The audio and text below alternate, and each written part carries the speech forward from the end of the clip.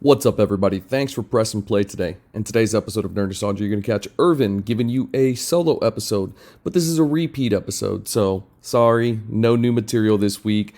Been a long, crazy week, but we wanted you to have something on deck, so here you go. Here is a Akame Ga Kill solo review.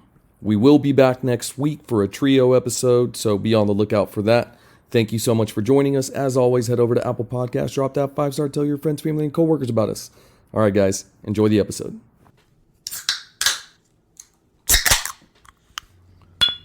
But yeah, we're going to jump into it. Here is a quick clip for you to enjoy.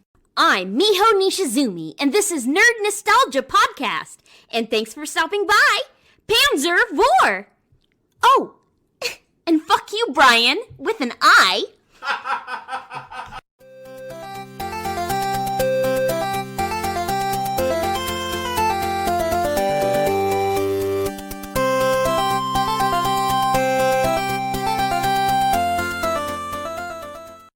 Hey, what's going on, y'all? Thank you for joining me today on this Nerd Nostalgia. First, we're reviewing a anime. What? Exactly, I know. I'm very excited for this. So, apologies if this one is going to be quick. I really don't know how long this is going to go for, just because of the fact that it's been a while since I've watched this, but I've been meaning to do it. I've watched it in the past few months, but I've just haven't had the time to actually do it, and I thought, you know what? This is going to be a good day to do it. I know I was talking before on Monday about possibly doing the follow-up to Mask of Zorro. I'm thinking I'm going to hold that off for a different day because I haven't had time to watch it, or rewatch it rather, because I have seen it previously. Anyways, before we jump into all this stuff, guys, please do me a quick favor. Head over to nerd.nostalgia on Instagram. Follow us, like our page, send us direct messages. We love interacting with you guys. Also, head over to our other social media pages, Facebook and YouTube, Nerd Nostalgia Podcast. Go to TikTok, it's Nerd Nostalgia all together. Go over and just follow us, like us, all that jazz. And then, of course, head over to Apple Podcasts, drop a 5 stars, steal your girlfriend's phone, steal your boyfriend's phone, steal your mom, brother, dad, grandpa, steal their iPhones, their Mac, whatever it is. Click that 5-star on there, subscribe for us. That helps us with our viewership. If you don't have one of those devices, just follow us on all of the other platforms, Spotify, Pandora, all that jazz. We're on all of it. But yeah, let's jump into it. You and I, let's get into it today. So what are we doing? We're doing an anime. We're doing Akame Ga Kill. And so right off the rip, let me say that I really liked this. For the most part, it was pretty good. It wasn't one of my favorites. It didn't jump into my top favorites. Oh, and of course, special shout out to my boy, Andy. Andy Tran, that's you, buddy, DK. Thank you for recommending this to me. After our Meg McDonald episode, he suggested a bunch of things that I should watch. So definitely happy and thankful that you suggested this show because I really do like it. Some of my top favorites, so you can actually go find them on Instagram on a post that I did a couple months ago, maybe April-ish time frame. My top 5 are going to be Dragon Ball Z. Obviously, that has just been an ongoing saga for forever. Love it. Been watching since Dragon Ball as soon as I could, because I think it came out right as I was born. So probably a few years after that. Then, of course, we have My Hero Academia, the new frontrunner. People absolutely love this show. I do too. It's simply just an amazing show. So if you've never seen it, definitely recommend you watch that. Number 3, we're going to go with 7 Deadly Sins. Super cool concept. One Punch Man, very similar to My Hero Academia in my opinion. And then finally rounding out with Sword Art Online. Now there are some, I guess, special mentions that I would add in here. Pokemon, obviously, that's the OG. What else? Trying to think. Oh, 7 Deadly Sins. No, we already talked about that. Oh, Attack on Titan. Magi, I thought that was a pretty cool concept. Full Metal Alchemist. And another new guy that's on Netflix that I really enjoyed. It's called Beastars. It's basically like a kingdom, or not a kingdom, like a realm, a world where animals are essentially people-like and they have different feelings, thoughts, and that kind of stuff. But then it's separated by carnivores and then herbivores, essentially. But they're forcing the carnivores to almost be herbivores. And so the dynamics of, having bloodlust and obviously the origin of animals killing each other, like a tiger killing a fucking rabbit, that is all playing a part into it. And so they really play it up. I really liked that. It was good storytelling. That's on Netflix too. A lot of this stuff is actually on Netflix. Dragon Ball Z, obviously not. But My Hero Academia, I want to say you can see that on Hulu. Seven Deadly Sins, Netflix. One Punch Man Season 1, Netflix. Season 2 is on Hulu. I've been meaning to do that one too. I want to do a follow-up for that. And then Sword Art Online, I want to say, is on Netflix as well. But back to the main menu, back to the main course here. Let's go back to Akame Ga Kill. So because it's an anime, it's a little bit different than my normal reviews. Normally, I would go over production. I would go over, that was a page flipping there, guys. I'd go over the cast. I do a plot summary. I would, rate it, give you my nostalgia moment, and then finally my overall thoughts of it. But with this, it's going to be a little bit different just because there are no actors. I mean, there's voice actors, right? But because there's the American dub and then there's the American dub and then the Japanese sub, I figured that is complicated. Some people may or may not know some of the actors, but actually, you know what? Let's just do a quick run. I'll go over each person real quickly, and then this way I just cover those bases because I don't want to leave them out, right? Voice actors are still super awesome. They do a great job, and they're, I think, very underrated. But yeah, let's go over that list. This is who they are. Give me 1 second, and I'm back. So I'm totally just going to go off of IMDb here, just save y'all a quick little search, essentially. So Tatsumi is going to be Soma Saito, also Corey Hartzog, I don't know how to pronounce that name. Akame, you're going to have Sora Amamiya, Molly Searcy, then you have Leone, you have Yu Asakawa. For Najenda, you have Riza Mizunu. For Leone, again, you have Allison Keith. Najenda, again, you have Shelly Callan Black. For mine, you have Yukari Tamura. You have Satomi Akaisaka as Esdeath. And then Christine M. Otten, Esdeath. Obviously, if it sounds like an English name, then versus a Japanese name, you can obviously distinguish between sub and dub there. We have Christine Marie Kelly as Mine. We have Yoshitsugu Matsuoko as Lubbock. Tyler Galindo as Lubbock. Koei Sugasawa. I'm butchering these names and I apologize. If I have any Japanese listeners, I 100% am fucking butchering this. I apologize. As Aid, you have Yoshimasu Hosaya as Wave. David Matranga as Wave. Ayakawa Ohasashi as Kurome. Junji Majima as Run. Chris Patton as Run. Juliet Simmons as Kurome. Kento Fujima as Aid. You have Katsuyuki Konishi as Bulat, Kana Hanazawa as Seria, Koji Ishii as Prime Minister Honest, Marty Fleck as Honest, Tiffany Grant as Koro, Kira Vincent Davis as Siryu Ubiquitous, David Wald as Bulat, Shintaro Asanuma as Susano, Tai Mahani as Susano, Yuki Shikara as Aid, Yu Taichi as Emperor, Shannon Emmerich as Emperor, Eiji Takameto as Bowles, John Swayze as Bowles, Mamiko Nota as Shield, Jessica Boone as Shield. Okay, guys, there's still so many more characters, but that's the bulk of it. That's the bulk of the characters there. So special shout out if I didn't hit you up. I apologize. It's just a lot, and I want to get into this actual interview because it's almost 9 minutes in. Haven't really discussed much. So let's talk about the production a little bit, right? Who produced this? What was it like? Who directed it? All that jazz. So the series was directed by Tomoki Kobayashi. Sorry. He's really associated with a lot of stuff. Amagami, Futakawi Alternative, Galaxy Angel, 100, Infinite Dendogram, Pre-Tear, Rosen Maiden, Siren, 7 of 7, Sola, Strawberry 100%, Tears to Tiara, just so many things. Just look them up. But it was also written by Makato Vezu. Again, if I'm fucking butchering these names, I apologize. If you know these people, to give them my sincerest apologies because It is, they're difficult names for me to pronounce. I'm not going to lie to you guys. Anyways, this premiered in Tokyo, or in Tokyo, obviously premiered in Japan.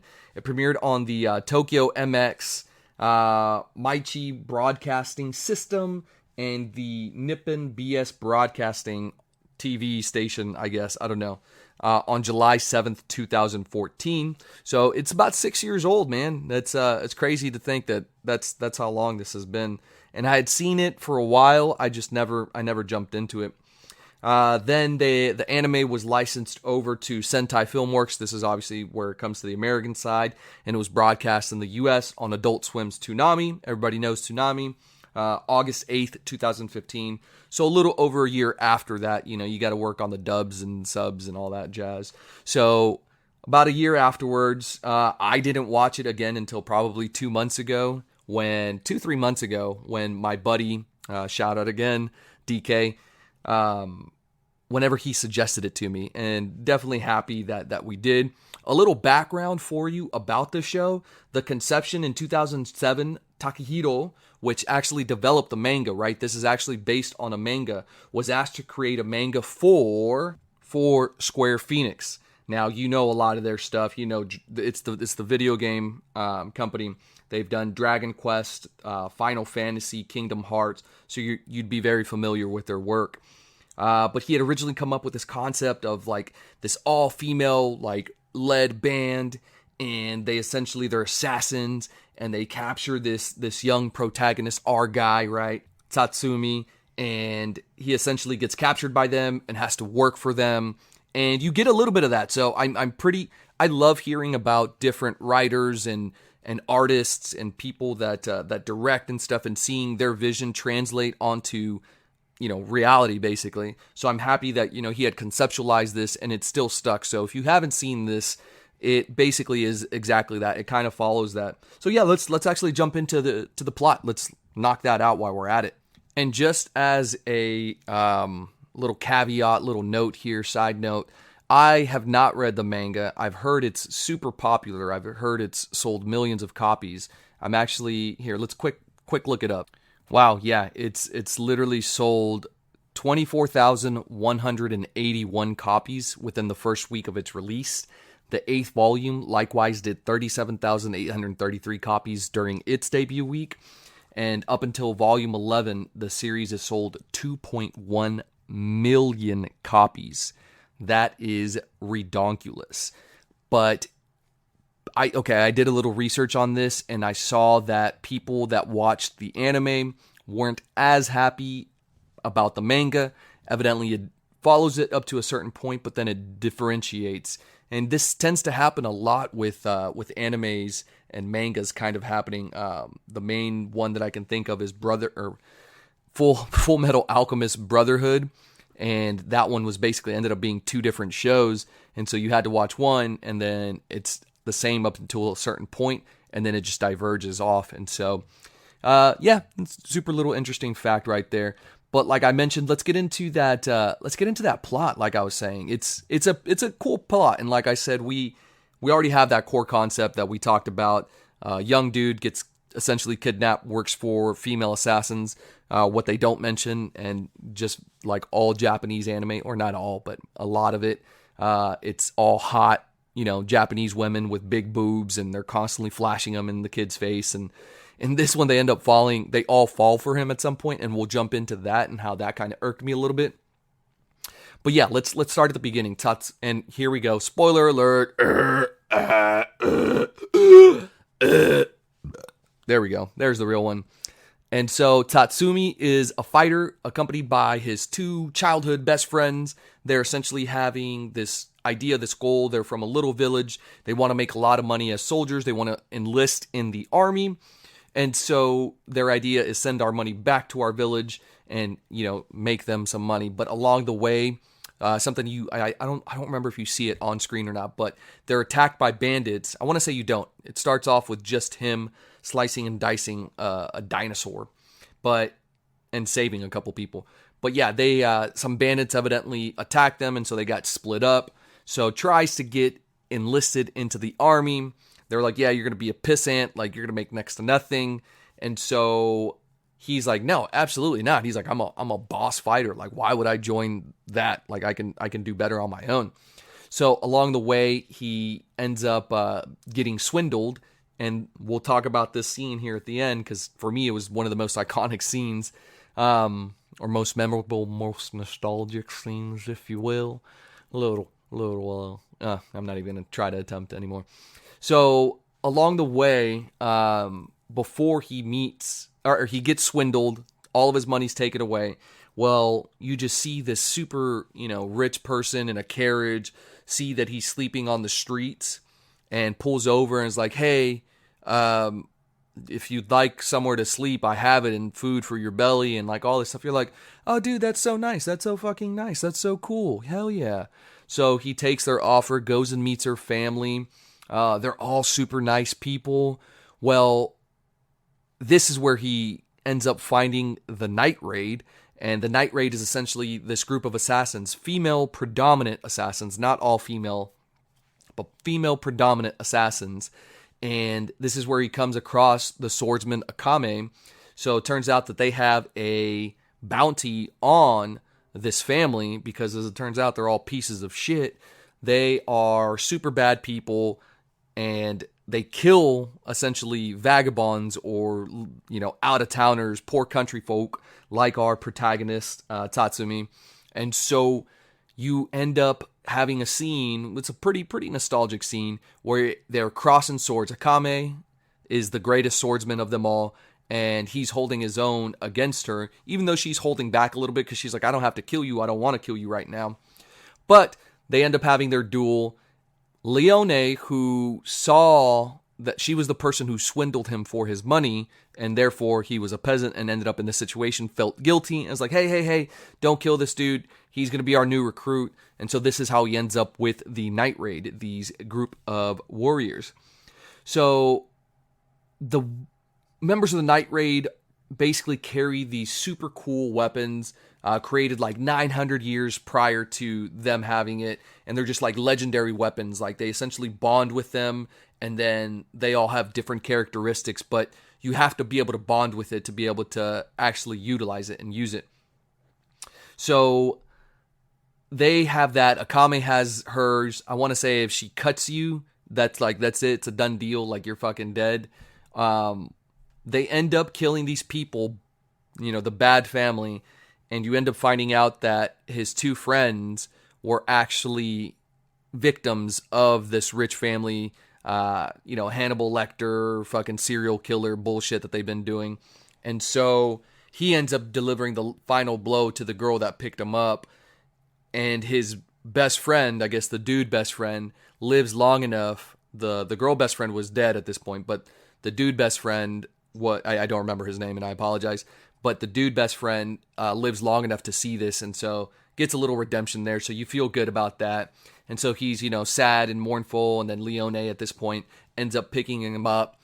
From here, we cut over to the base, the lair of the Night Raid, and you start finding out about the different characters, and then he starts to kind of fall for Akame, and Akame starts to kind of fall for him. And this is one of my issues with it, right? And we'll jump into this here, might as well. At the beginning of this, I would say the first half of this show starts off really well, and the plot is just super awesome, but then at the end, it just, I don't know, it feels a little rushed, it feels a little sloppy, it feels just off. It doesn't feel like the first half. But one of the things that I notice is they start with this, what I like to call the Ross and Rachel love dynamic. So essentially one person likes the other person and they can never be together, but then sometimes they're together and, all that kind of stuff. So it starts off with Akame and our protagonist. And so you're like, yeah, this is, I'm all for this. They fought each other and then they held their own against each other. So they're compatible. Why not? So although this starts to happen at the end, they basically end up giving you a fucking Ross and Phoebe love dynamic. They essentially throw in another character that is like, yeah, low-key, I've always had a crush on you and blah, blah, blah, all this stuff. And then they also start throwing in everybody has a crush on this dude. And I get it, like he's a charming character and, there's reason for people to fall in love with him. but it just became too much, and they took away the Ross and Rachel, and so I was really annoyed by that, and so that's why I actually end up rating what I end up rating it. But it follows him, and from here he actually kind of starts his Mr. Miyagi Karate Kid kind of wax on, has to learn how to do different things. Then in order to gain, obviously, he's our protagonist. He's going to gain his armor. Apologize if you hear a dog in the background. It's just a random neighbor's dog, and it's super fucking loud if you can hear it from here. Anyways, so in order for him to get his actual armor, one of his friends has to die. And so his Imperial, that's a hard word to say, Imperial Arms comes from one of his fellow people. So it's pretty sad because I actually ended up liking that character. Gay character, as it turns out. I was very surprised. I'm glad that they're moving forward with that kind of stuff, and I've noticed a lot more shows are starting to show LGBTQ kind of characters and all that kind of jazz. Apologize for that, and all that's there. Kind of stuttered. I'm not going to edit that out. I dig it. On these solo ones, I do a lot less editing, to be honest with you guys, because it's just me. I edit as I go versus having to edit 2.5 hours worth of content sometimes, which we are going to have a trio episode this Monday. So be on the lookout for that. We're going to finish up the 90s. And then we will also continue on with some other stuff. So we have that in the pipe for you guys. My goal is going to be to try to get one trio episode and then one solo episode per week. And then as time progresses, we're also going to add in, and I might have mentioned this before, a couple other different concepts. So professionally, I am in the health and wellness industry. And so I'm going to recruit other people in this industry, do interviews, and just kind of have a panel, have discussions about that. We'll probably do that. And then another segment that we're also planning to do is about people's jobs. So there's so many jobs out there in the world. So it's really interesting to find out, not even about the big jobs like lawyer, doctor, all that kind of stuff. You know what that is. But imagine somebody that's like a comic book shop owner or a person that is a dental hygienist, talking to them about their jobs and that kind of stuff. But I digress. Let's get back to Akame Ga Kill. That's why you're here. So where was I? But yeah, it's really nice to see, the LGBTQ kind of represented and stuff. Everyone should be represented. And so I think it's cool when TV shows and movies and all that kind of stuff do represent that. But moving forward with our story, our protagonist ends up in this kind of war between the light side and the dark side, a very Star Wars. We have to take down the Empire, the evil Empire. And so that's their whole mission. And so they do one really good thing about this, though, and this is something that I really liked. And they end up showing you the Empire side, right? The bad people, and they make you feel for them. You're like, oh, these are just regular characters, regular people that have lives, that have families, and they're just kind of following orders. Like, they're shitty people, but they're not shitty people at the same time. One of the main characters, Esdeath, the evil high-ranking general of the Empire. It's literally called the Empire. I had totally forgotten about that. She falls in love with our protagonist, right, with Tatsumi. And so it's really funny to see their dynamic the entire time. But you come to find out, deeper things about her psyche. And so they do that with pretty much all of the characters, and so you kind of grow fond of them too. So even though there's this struggle between the good side, the Jedis, and the dark side, the Sith, the Empire, if you will, they actually, no, it is not, if you will, it is the fucking Empire. You end up feeling for these characters too, and so I really liked that about this. And so just for that alone, I would rank this pretty high, because I don't see too many shows that do that, and I think that there is a big market for that really can blow up. And obviously there is, because take the Joker, for example, the movie. I had come up with a concept years ago that, oh man, they need to do a straight villain thing where you kind of feel for the villain and you see their side of the story, and then you present, like, okay, for example, let's call it the Joker. So you have the Joker, you see his origin story, the real one, right? Because the movie that came out isn't really the Joker story. So you would have that, and then you would make that almost the central character, right? And you feel for him, and you're like, oh man, and you're like, wow, I know you're a bad guy, I'm kind of rooting for you. And then on the flip side, kind of like a Loki character, right? Like, you're like, fuck, it kind of makes sense, some of the stuff that you're doing. I cheer for you. And then on the flip side, you would do a Batman story and you see like his turmoil and all that. And so then you pin them together and create a third movie. So you would have a villain movie, a good guy movie, and then for the third, you have a battle movie. And you would have you would have people that like both characters on each side. And I think that would create a super awesome dynamic and a super awesome experience. But, you know, I'm just a little old podcast creator, and that's what I'm going to do. But DC, Marvel, holler at your boy. I got the ideas, man. I got the ideas. Anyways, let's go into ratings. I feel like I've been kind of ranting on for a little bit. Overall, pretty high ratings on this. Not the best, not the greatest, you know, not home runs. On IMDb, it ranks a 7.9 out of 10. So that's pretty good, pretty solid, you know. On Crunchyroll, it's a 4.3 out of 5. Another solid one that equates to what, 8.6? Pretty good, or maybe higher. I don't know. 8.8? I don't know. Whatever. Then on MyAnime.com, it's a 7.6 out of 10, so close to that IMDb. And then the Nerd Nostalgia. How many Ewoks does this get? Out of 9 Ewoks, where does this rank? If I had to give it Ewok scale, and this is before I even looked up. I normally look up the ratings before I do mine, but I think I like actually doing it beforehand because this way it doesn't skew me.